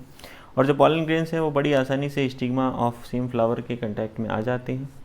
कंटिन्यूड सेल्फ पॉलिनेशन से इनब्रीडिंग डिप्रेशन हो सकता है, पीछे भी बात कर चुके हैं इसके बारे में। अब जो फ्लावरिंग प्लांट्स हैं उन्होंने बहुत सारे ऐसे तरीके डेवलप किए हैं ताकि वो सेल्फ पॉलिनेशन को डिस्करेज कर सकें और क्रॉस पॉलिनेशन को इनकरेज कर सकें। तो कुछ स्पीसीज़ में क्या होता है कि जो पॉलन रिलीज है या स्टिग्मा रिसेप्टिविटी है ये सिंक्रोनाइज नहीं होता है, एक साथ नहीं होता है दोनों। या तो पॉलन जो है वो पहले रिलीज हो जाता है या तो स्टिग्मा जो है वो पहले रिसेप्टिव हो जाता है, या फिर स्टिग्मा रिसेप्टिव बाद में होता है, पॉलन पहले रिलीज हो जाता है। तो एक टाइम पर दोनों एक्टिव नहीं होते जिससे कि सेल्फ पॉलिनेशन की प्रोबेबिलिटी कम हो जाती है। दूसरी स्पीसीज में बात की जाती है जो एंथर है और स्टिग्मा है ये डिफरेंट पोजीशंस पे होते हैं ताकि पॉलन जो है वो आपस में कांटेक्ट में ना आ पाए, सेम फ्लावर की स्टिग्मा से कांटेक्ट में ना आ पाए। तो ये दोनों ही डिवाइसेस ऑटोगेमी को प्रिवेंट करती हैं। जो थर्ड डिवाइस है वो इनब्रीडिंग को प्रिवेंट करने के लिए है, उसको बोलते हैं सेल्फ इनकम्पैटिबिलिटी। ये एक जेनेटिक मैकेनिज्म है, ये सेल्फ पॉलन को प्रिवेंट करता है। जो सेल्फ पॉलन है मतलब फ्रॉम सेम फ्लावर और other flowers of the same plant, वो चाहे उसी फ्लावर का हो चाहे दूसरे फ्लावर का हो, उसी प्लांट का, वो फर्टिलाइज नहीं कर सकता ओव्यूल्स को क्योंकि पॉलन जर्मिनेशन जो है वो इनहिबिट हो जाता है। जो पॉलन ट्यूब की ग्रोथ है पिस्टिल पर वो नहीं होने पाएगी। आगे आप समझते हैं कि another device to prevent self pollination is the production of unisexual flowers. एक और तरीका है कि जो प्लांट में यूनिसेक्सुअल फ्लावर प्रोड्यूस हो। अगर फ्लावर्स यूनिसेक्सुअल होंगे तो सेल्फ पॉलिनेशन की टेंडेंसी कम से कम होगी। अब अगर दोनों ही मेल और फीमेल फ्लावर्स सेम प्लांट पे हैं, जैसे कि कैस्टर और मेज में देखने को मिलता है, तो ऑटोगैमी तो प्रिवेंट होता है लेकिन गीटोनोगैमी प्रिवेंट नहीं हो पाता है। सेम फ्लावर में तो काम नहीं होगा, लेकिन दूसरे flower, another flower of the same plant, इसमें तो पॉलिनेशन होने की संभावना है, इसको प्रिवेंट नहीं किया जा सकता। फिर कुछ और स्पीसीज हैं जैसे कि पपाया, इसमें मेल और फीमेल फ्लावर जो है वो दो अलग अलग प्लांट्स में मौजूद होते हैं। हर एक प्लांट या तो मेल होता है या फीमेल होता है, तो इस कंडीशन में ऑटोगैमी और गीटोनोगैमी दोनों प्रिवेंट हो जाते हैं। ऑटोगैमी और गीटोनोगैमी दोनों को प्रिवेंट किया जा सकता है, इसमें पक्की बात है क्रॉस पॉलिनेशन ही होगा। नेक्स्ट हम लोग बात करते हैं पॉलन पिस्टिल इंटरेक्शन की, कि जब पॉलन जो है वो स्टिग्मा पर आ जाता है तो क्या बातचीत होती है, उनके आपस में कौन से केमिकल रिलीज होते हैं, किस तरीके से पॉलन ट्यूब का जर्मिनेशन होता है। pollination does not guarantee the transfer of right type of pollen in compatible pollen of the same species as the stigma। Pollination का मतलब ये नहीं है कि सही टाइप का पॉलन आ जाएगा, पॉलन तो किसी का भी हो सकता है, वो वहाँ पे डिलीवर हो जाएगा। अक्सर जो रॉन्ग टाइप का पॉलन है वो या तो दूसरी स्पीसीज से होता है या फिर सेम प्लांट से होता है। अगर वो सेल्फ इनकम्पैटिबल है, स्टिग्मा पे लैंड हो सकता है। अब पिस्टिल में ये एबिलिटी होती है कि वो पॉलन को रिकॉग्नाइज कर सकता है कि वो राइट टाइप का है, कंपैटिबल है कि नहीं है, कि रॉन्ग टाइप का है, इनकम्पैटिबल है। अगर वो राइट टाइप का होता है तो पिस्टिल उसे एक्सेप्ट करता है और पोस्ट पॉलिनेशन इवेंट्स को प्रमोट करता है। ठीक है, तो अगर पोस्ट पॉलिनेशन इवेंट्स को प्रमोट करेगा तो फर्टिलाइजेशन होगा। अगर पॉलन रॉन्ग टाइप का है तो पिस्टिल उसे रिजेक्ट कर देता है, और जब रिजेक्ट कर देगा तो पॉलन जर्मिनेशन नहीं हो पाएगा उस स्टिग्मा पे, या पॉलन ट्यूब का ग्रोथ नहीं होगा स्टाइल में।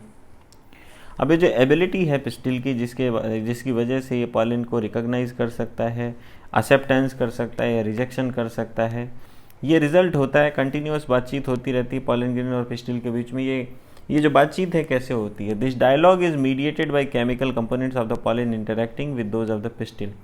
ये जो डायलॉग है, ये जो बातचीत है, ये केमिकल कंपोनेंट्स की सहायता से होती है। जो पॉलन और पिस्टिल के बीच में जो इंटरेक्शन होता है ये केमिकल्स की वजह से होता है। It is only in recent years that the botanists have been able to identify some of the pollen and pistil components and interactions leading to the recognition followed by acceptance or rejection।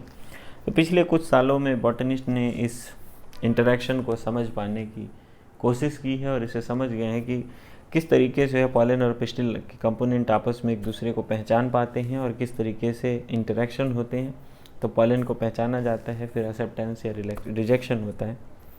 जैसा कि पीछे mention किया गया कि अगर compatible pollination होता है तो पॉलन ग्रेन जर्मिनेट करता है स्टिग्मा पे और पॉलन ट्यूब प्रोड्यूस करता है किसी एक जर्म पोर से। जर्म पोर क्या है, जो आपने एक्साइन इंटाइन मेम्ब्रेन पढ़ी थी पॉलन ग्रेन की, उनमें जो है वो कुछ पोर्स पाए जाते हैं जिनको जर्म पोर बोलते हैं। वहाँ से पॉलन ग्रेन जर्मिनेट करता, पॉलन ट्यूब जर्मिनेट करता है, मतलब पॉलन ग्रेन जर्मिनेट करेगा तो पॉलन ट्यूब का फॉर्मेशन होगा।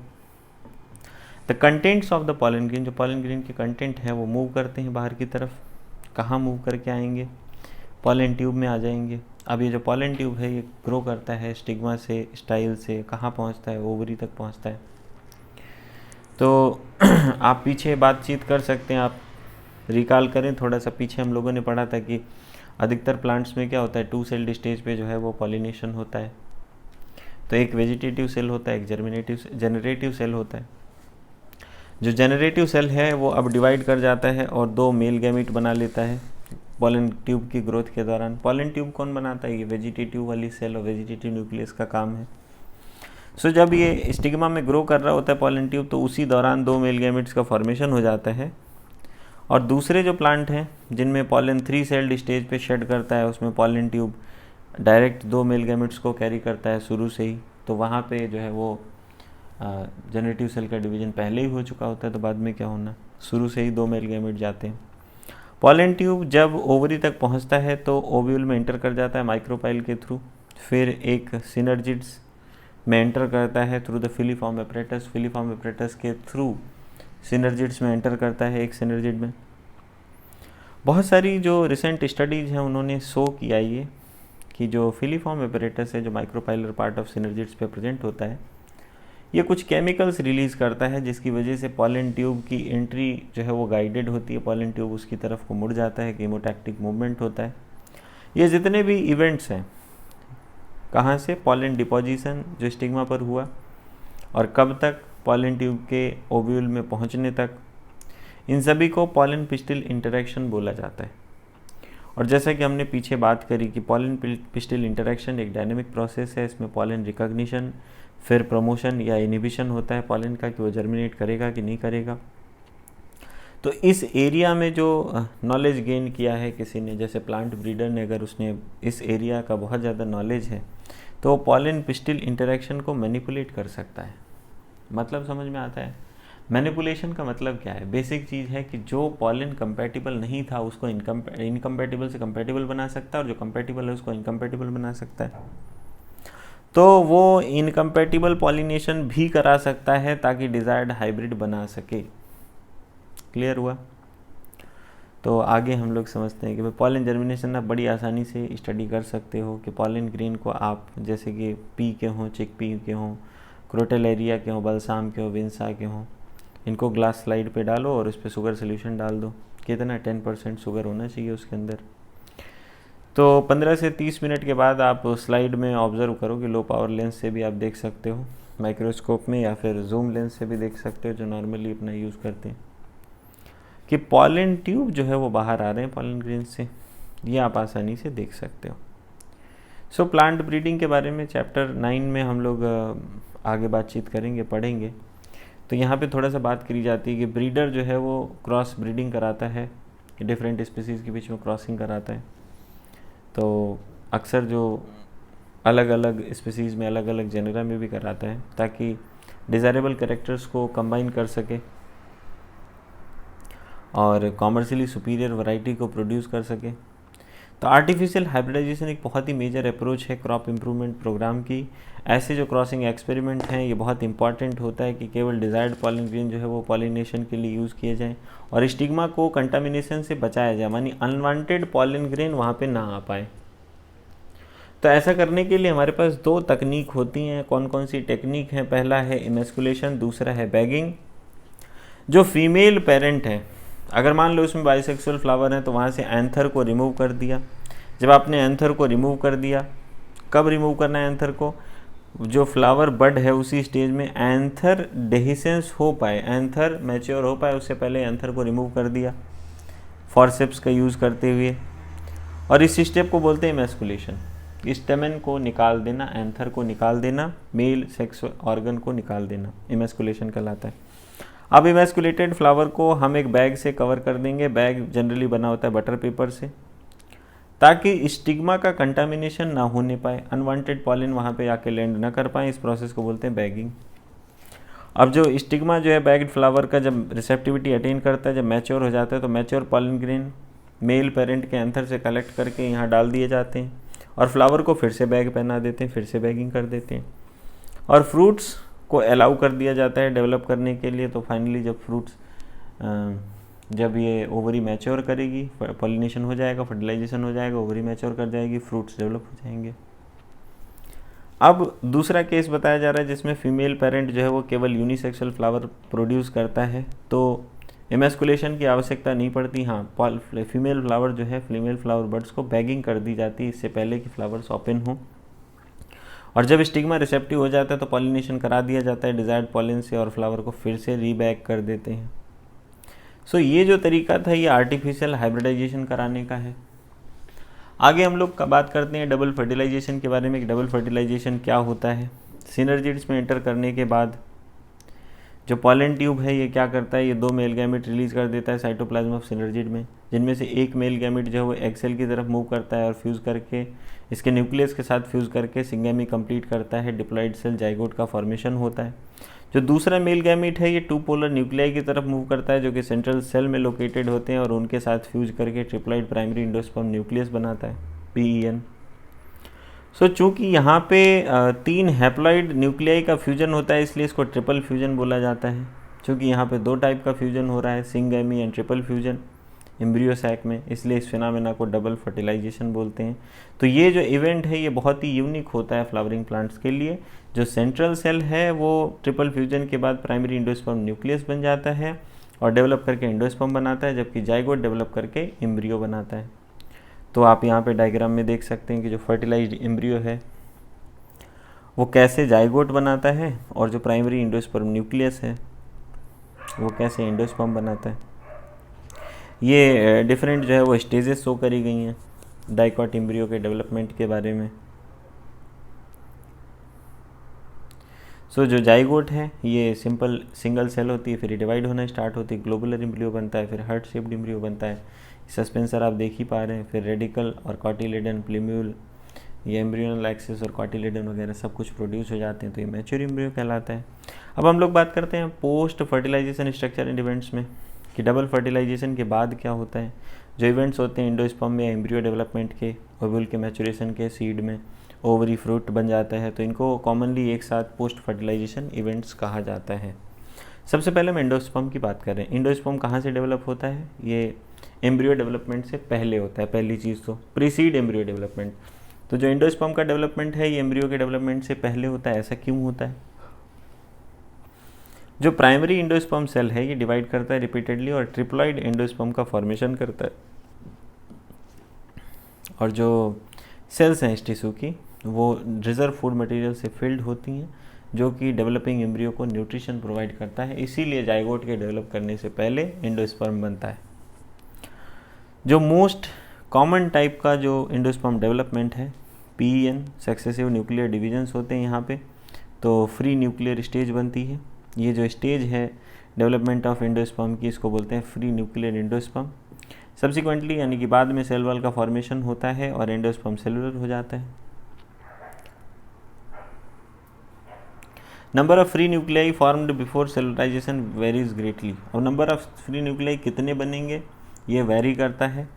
कोकोनट वाटर की हम बात करें तो यहाँ पे जो टेंडर कोकोनट होता है वहाँ से जो कोकोनट वाटर निकलता है, जिसके बारे में हम सब जानते हैं, नारियल पानी सबने भी रखा होता है, ये एक्चुअली में ये कुछ नहीं, ये फ्री न्यूक्लियर एंडोस्पर्म ही होता है जो थाउजेंड्स ऑफ न्यूक्लियाई से मिलकर बना होता है। और जो सराउंडिंग वाइट कर्नल है वो सेलुलर एंडोस्पर्म होता है। जो सफ़ेद वाला पार्ट है नारियल का जो हम खाते हैं वो भी एंडोस्पर्म है, वो सेलुलर एंडोस्पर्म है। जो पानी भरा होता है वो भी एंडोस्पर्म है, वो फ्री न्यूक्लियर एंडोस्पर्म होता है। अब एंडोस्पर्म या तो पूरी तरीके से कंज्यूम कर लिया जाता है डेवलपिंग एम्ब्रियो की तरह, जैसा पी, ग्राउंडनट और बीन्स में होता है, इससे पहले कि सीड मैच्योर हो। सीड मैच्योरेशन तक ये पूरी तरीके से ख़त्म हो जाता है। और कभी कभी ये मैच्योर सीड के बाद भी बचा रह जाता है, जैसे कि कैस्टर और कोकोनट में, और फिर ये सीड जर्मिनेशन के दौरान ख़त्म होता है। तो कुछ सीड आप हैं तोड़ तोड़ के देखो, कैस्टर के, पी के, बीन के, ग्राउंडनट के या फ्रूट कोकोनट का, और उनमें एंडोस्पर्म की खोज करो तो आपको पता चलेगा कि जितने भी पी, ग्राउंडनट, बीन, इनमें कॉटिलेडन्स पाए जाते हैं, एंडोस्पर्म नहीं होता। कुछ और भी हैं जैसे कि मोनोकॉट्स, सीरियल्स, वीट, राइस, मेज, इन सब में एंडोस्पर्म पाया जाता है। तो आगे बात करेंगे एम्ब्रियो के बारे में। एम्ब्रियो किधर डेवलप करता है? या माइक्रोपाइलर एंड की तरफ डेवलप करता है और एम्ब्रियो सैक से डेवलप करता है जहाँ पे जाइगोट सिचुएटेड होता है। मोस्ट जाइगोट्स जो है वो तभी डिवाइड करते हैं जब कुछ अमाउंट ऑफ एंडोस्पर्म फॉर्म हो जाता है। ये एक एडाप्टेशन है ताकि न्यूट्रिशन मिलता रहे डेवलपिंग एम्ब्रियो को। हालांकि जो सीड हैं वो डिफ़र करते हैं, लेकिन जो अर्ली स्टेज है एम्ब्रियो डेवलपमेंट की, एम्ब्रायोजेनी, वो सिमिलर होता है मोनोकॉट और डाइकॉट के केस में।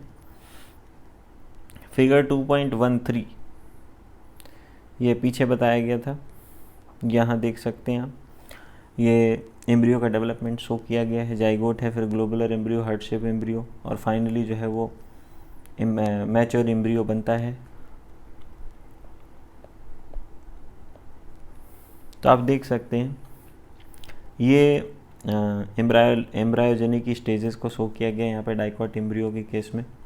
जो जाइगोट है उससे प्रो एम्ब्रियो का फॉर्मेशन होता है, फिर ग्लोबुलर, हार्ट शेप और मैच्योर एम्ब्रियो का फॉर्मेशन होता है। एक टिपिकल डाइकॉट एम्ब्रियो यहाँ पे डायग्राम में शो किया गया, आप देख सकते हैं। टिपिकल डाइकॉट एम्ब्रियो में क्या क्या होता है? नीचे की तरफ रूट कैप, फिर रेडिकल, फिर हाइपोकोटाइल हो गया, ऊपर की तरफ फ्लूम्यूल और 2 कॉटिलेडन्स होते हैं। सो डाइकॉट है तो 2 कॉटिलेडन तो होंगे ही। सो इसमें क्या क्या है कि एम्ब्रियोनल एक्सिस है और 2 कॉटिलेडन्स होते हैं। जो एम्ब्रियोनल एक्सिस के ऊपर का पोर्शन है, कॉटिलेडन्स से ऊपर का, उसको बोलते हैं एपिकोटाइल, जो कि टर्मिनेट कर जाता है प्लूम्यूल पे या फिर स्टेम टिप पे।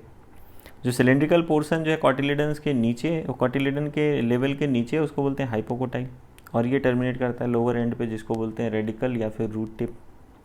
रूट टिप जो है वो रूट कैप से कवर्ड होती है। मोनोकॉट एम्ब्रियो की बात करें तो मोनोकॉट की खास बात क्या है कि इनमें एक ही कॉटिलेडन पाया जाता है, जैसे कि ग्रास फैमिली जो कॉटिलेडन सिंगल होता है उसको बोलते हैं स्क्यूटेलम। ये लेटरल साइड में सिचुएटेड होता है, साइड में होता है एम्ब्रियोनल एक्सिस के, और लोअर एंड की तरफ जो एम्ब्रियोनल एक्सिस है उस पर क्या होता है, चलो पहले डायग्राम देख लेते हैं। यहाँ पे ये आपने मॉर्फोलॉजी वाले चैप्टर में भी पढ़ा हुआ होता है 11th में, तो यहाँ पे बात कर लेते हैं, ध्यान से देखना। ये स्क्यूटेलम ये थोड़ा सा साइड में क्या होता है, कॉटिलेडन है। फिर यहाँ पे हम बात कर रहे हैं, ये शूट एपेक्स है, नीचे की तरफ रेडिकल है, वहाँ पे रूट कैप है, और इधर कोलियोराइजा प्रेजेंट होता है जो प्रोटेक्टिव सीथ होती है। ऊपर की तरफ जो है वो कॉलिप्टाइल प्रेजेंट होता है, ये प्रोटेक्टिव सीथ होता है सूट का। सो लास्ट पॉइंट हम लोग पढ़ रहे थे कि लोअर एंड पे जो एम्ब्रियोनल एक्सिस है वहाँ पे क्या होता है, रेडिकल होता है, और रूट कैप जो है वो इनक्लोज्ड होता है अनडिफरेंशिएटेड सीथ से, जिसको बोलते हैं कोलियोराइजा। सो मॉर्फोलॉजी जब आप पढ़ रहे थे तो वहीं पे आपको बताया था कोलियोराइजा और कोलिप्टाइल याद करने का बड़ा सिंपल तरीका है, आर कॉमन होता है, रेडिकल एंड कोलियोराइजा।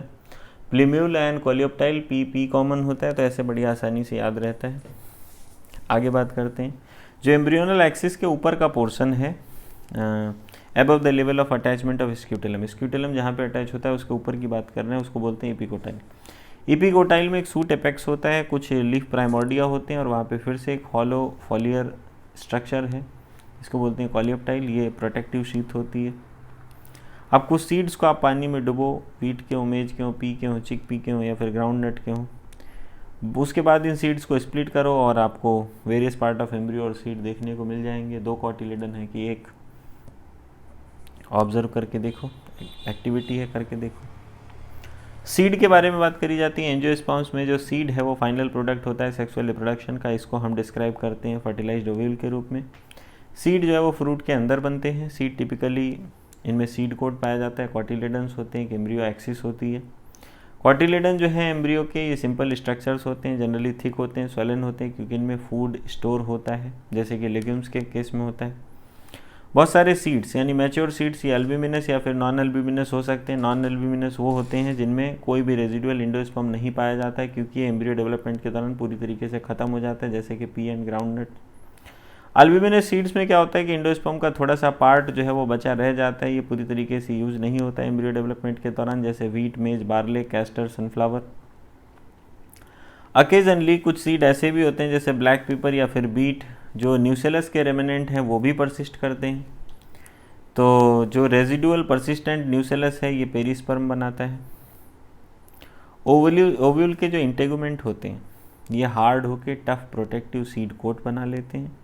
जो माइक्रोपाइल है ये अभी भी स्मॉल पोर के रूप में सीड कोट में पाया जाता है। यहाँ से ऑक्सीजन और वाटर एंटर करता है सीड में जर्मिनेशन के दौरान। जैसे जैसे सीड मैच्योर करता है इसका जो वाटर कंटेंट है ये घटता जाता है और सीड जो है वो ड्राई हो जाता है। 10 to 15% मॉइस्चर बचता है बाई मास। जो जनरल मेटाबॉलिक एक्टिविटी है सीड की ये स्लो डाउन हो जाती है और एम्ब्रियो जो है वो एक स्टेट ऑफ इनएक्टिविटी में चला जाता है, जिसको हम बोलते हैं डॉर्मेंसी। जब फेवरेबल कंडीशंस फिर से अवेलेबल होती हैं यानी कि एडिक्वेट मॉइस्चर, ऑक्सीजन और सुटेबल टेम्परेचर, तब ये जर्मिनेट कर जाते हैं। ओव्यूल मैच्योर होकर सीड बनाते हैं, ओवरी डेवलप करके फ्रूट बनाती है। जो ट्रांसफॉर्मेशन है ओव्यूल का सीड में और ओवरी का फ्रूट में वो साइमल्टेनियसली होता है। जो वाला ऑफ ओवरी है वो वाला फ्रूट बना लेता है और इसको पेरिकार्प कहा जाता है। कुछ फ्रूट्स है वो फ्लेसी हो सकते हैं जैसे कि गुआवा, ऑरेंज, मैंगो। कुछ ड्राई भी हो सकते हैं जैसे कि ग्राउंडनट, मस्टर्ड। बहुत सारे जो फ्रूट्स हैं वो सीड डिस्पर्जल के मैकेनिज़्म में इन्वॉल्व हो जाते हैं। तो क्लासिफिकेशन ऑफ फूड या जो डिस्पर्जल मैकेनिज़्म है जिसको 11th में पढ़ा, पिछली क्लास में पढ़ा, उसको आप रिलेट करने की कोशिश करें। क्या कोई रिलेशनशिप होता है नंबर ऑफ ओव्यूल्स जो एक ओवरी में है या नंबर ऑफ सीड्स प्रेजेंट है फ्रूट में, इसमें कुछ रिलेशन होता है? तो वो सब पीछे आप मॉर्फोलॉजी में पढ़ चुके हैं, वहाँ से कोरिलेट करने की कोशिश करें। आगे बात करते हैं। मोस्ट प्लांट्स में जो फ्रूट जिस समय तक फार्म होता है ओवरी में, दूसरे जो फ्लोरल पार्ट्स हैं डिजेनरेट कर जाते हैं, गिर जाते हैं। हालांकि कुछ स्पीसीज़ में जैसे कि एप्पल, स्ट्रॉबेरी और कैस्यू, जो थैलमस है, ये भी फ्रूट फॉर्मेशन में कंट्रीब्यूट करता है। ऐसे फ्रूट्स को फॉल्स फ्रूट बोला जाता है। और जो मोस्ट फ्रूट्स हैं, हालांकि मोस्ट फ्रूट्स जो है वो ओवरी से ही डेवलप करते हैं और इनको ट्रू फ्रूट बोला जाता है। आल्दो मोस्ट जो दूसरी स्पीसीज़ हैं, जो फ्रूट्स हैं, वो फर्टिलाइजेशन के रिजल्ट होते हैं। कुछ स्पीसीज़ ऐसी भी हैं जहाँ पर फ्रूट का फॉर्मेशन हो जाता है बिना फर्टिलाइजेशन के। और ऐसे फ्रूट्स को पार्थिनोकार्पिक फ्रूट कहते हैं। बनाना एक एग्जांपल है। पार्थिनोकार्पी जो है वो इंड्यूस करी जा सकती है ग्रोथ हार्मोन को अप्लाई करके, और ऐसे जो फ्रूट होते हैं वो सीडलेस होते हैं। सीड जो है वो कभी कभी एडवांटेजेस भी शो करते हैं एंजियोस्पर्म्स को। पहली चीज़ तो ये कि ये रिप्रोडक्टिव प्रोसेस से बनते हैं, जैसे पॉलिनेशन, फर्टिलाइजेशन।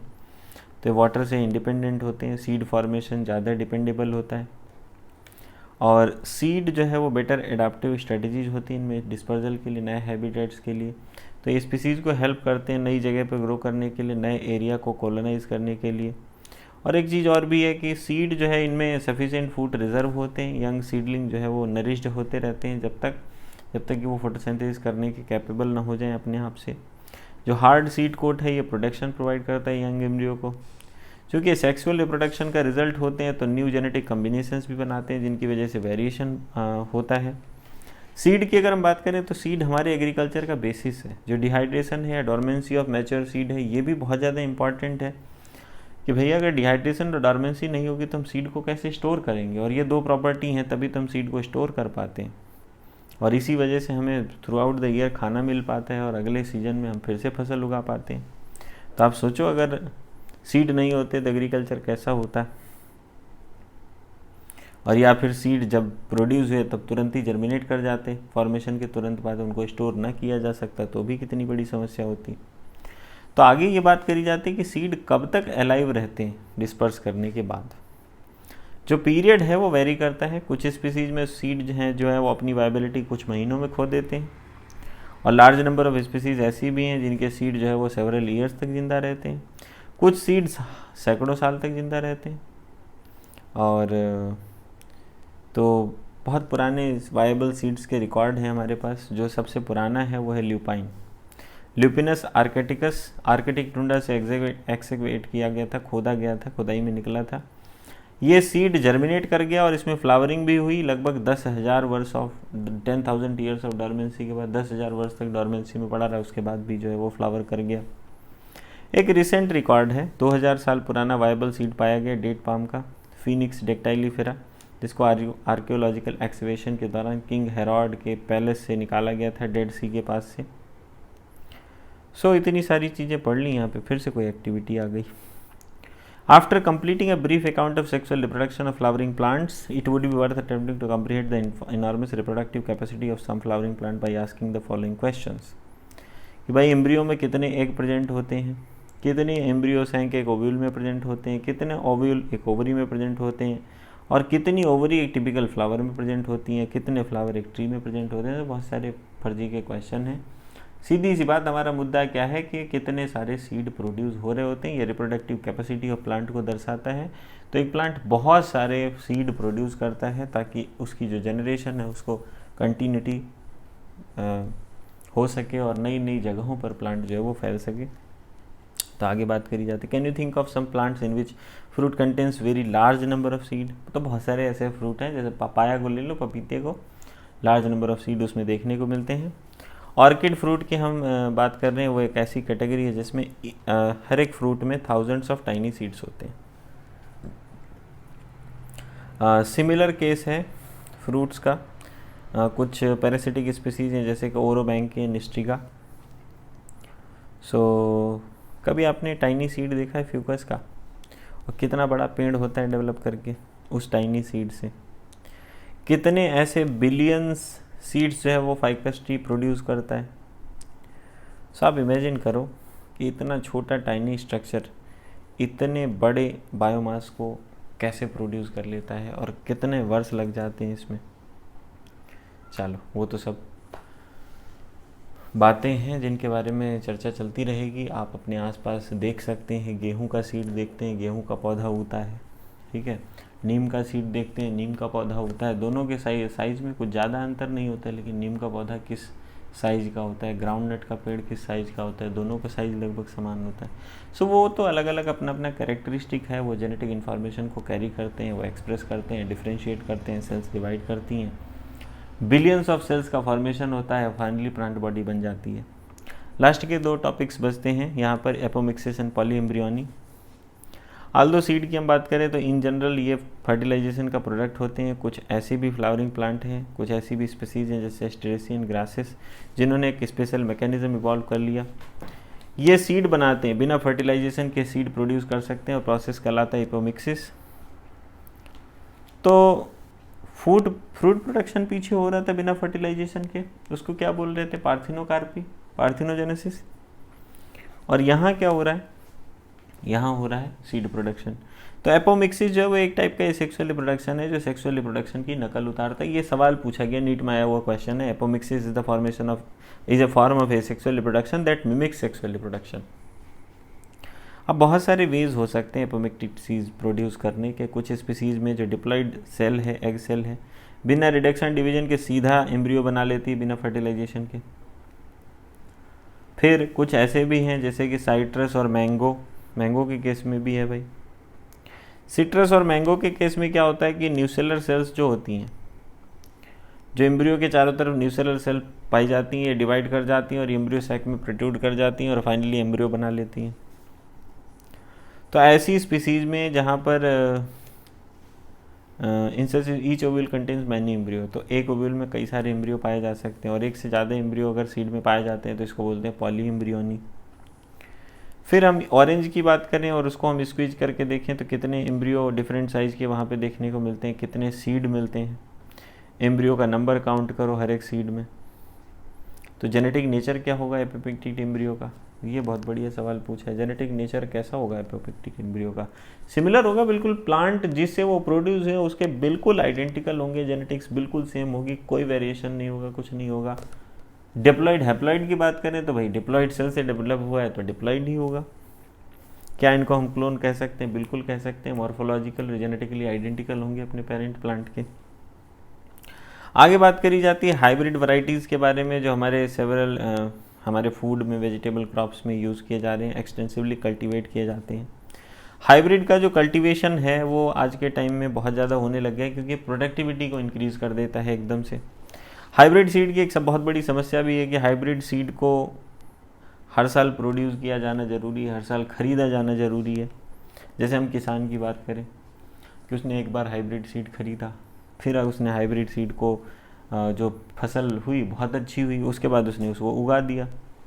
जब वो उगा देगा तो पेरेंट जो नए प्लांट प्रोड्यूस होंगे, प्रोजेनी प्रोड्यूस होगी, उसमें जो कैरेक्टर्स होंगे वो सेग्रीगेट कर जाएंगे और हाइब्रिड कैरेक्टर को मेंटेन नहीं कर पाएंगे। इस तरीके से मामला फेल हो जाएगा। और जो हाइब्रिड सीड का प्रोडक्शन है ये कॉस्टली होता है। जो कॉस्ट है हाइब्रिड सीड्स की, ये फार्मर्स के लिए एक्सपेंसिव हो जाती है। तो किस तरीके से इन हाइब्रिड सीड्स को हम बना सकते हैं? अगर इन हाइब्रिड सीड्स को हम एपोमिक्सिस से बना सकते तो सेग्रीगेशन नहीं होता कैरेक्टर्स का हाइब्रिड प्रोजेनी में, और फार्मर्स जो है वो हाइब्रिड सीड्स को लगातार यूज़ कर पाते नई क्रॉप प्रोड्यूस करने में ईयर आफ्टर ईयर, तो उन्हें बार बार हाइब्रिड सीड खरीदने नहीं पड़ते। तो ये इंपॉर्टेंस है एपोमिक्सिस की, एक हाइब्रिड सीड इंडस्ट्री में एपोमिक्सिस का बहुत ज़्यादा इंपॉर्टेंस है। तो इसके बारे में बहुत सारा एक्टिव रिसर्च चल रहा है बहुत सारी लेबोरेटरी में अराउंड द वर्ल्ड, ताकि हम किसी तरीके से जो है वो एपोमिक्टिक्स की जेनेटिक्स को समझ सकें और एपोमिक्टिक जीन्स को जो है वो हाइब्रिड वैरायटीज़ में ट्रांसफ़र कर सकें, ताकि जो हाइब्रिड एक बार बन गया वो स्टेबल रहे, उससे सीड बनाया जा सके एपोमिक्सिस की सहायता से। So that's it, thanks for watching. ये वीडियो नीट लेक्चर्स का अपने सभी दोस्तों के साथ शेयर करें ताकि उन सभी को भी लाभ मिल सके। चैनल को सब्सक्राइब करें, अपने दोस्तों में शेयर करें, और अगर कोई सुझाव है जिससे आपका जो लर्निंग एक्सपीरियंस है इसको इम्प्रूव किया जा सके, उसके बारे में कमेंट करके ज़रूर बताएं। Again thanks for watching.